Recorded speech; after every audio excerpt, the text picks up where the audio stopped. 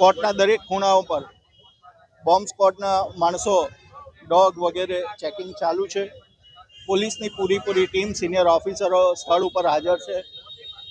સુરતના principal district અને session જજ ખરેખર ધન્યવાદને પાત્ર છે કે જેવો મેલ એમને કોર્ટના મેલ આઈડી ઉપર મળ્યો, કોઈ પણ પ્રકારનો સમય ગુમાવ્યા વગર તાત્કાલિક પોલીસને જાણ કરવામાં આવી.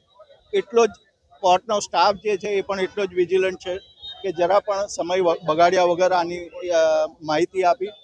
લોકોએ ડરવાની કોઈ વાત નથી, કારણ કે એક જનરલ મેલ છે કે એમાં કોર્ટ બિલ્ડિંગ અને વગેરે વગેરે બધું લખ્યું છે. જનરલ છે, સ્પેસિફિક આ કોર્ટનું પણ નથી, પણ સુરક્ષાના હેતુને ધ્યાનમાં રાખીને કોઈ પણ બાબત લાઇટલી ના લેવાય એટલાને માટે અત્યારે ચેકિંગ ચાલુ છે. લોકોએ ડરવાની કોઈ જરૂર નથી અને 12 વાગ્યા પછી ફર્ધર ઇન્સ્ટ્રક્શન આવશે. તો આ કોર્ટનું કામકાજ ક્યાંથી શરૂ થવાની શક્યતા? 12 વાગ્યા પછી બધું ચેકિંગ પતી જાય પછી further instruction principal district and session જજ ત્રિવેદી સાહેબ તરફથી જારી કરવામાં આવશે અને પછી કાર્યવાહી શરૂ થશે.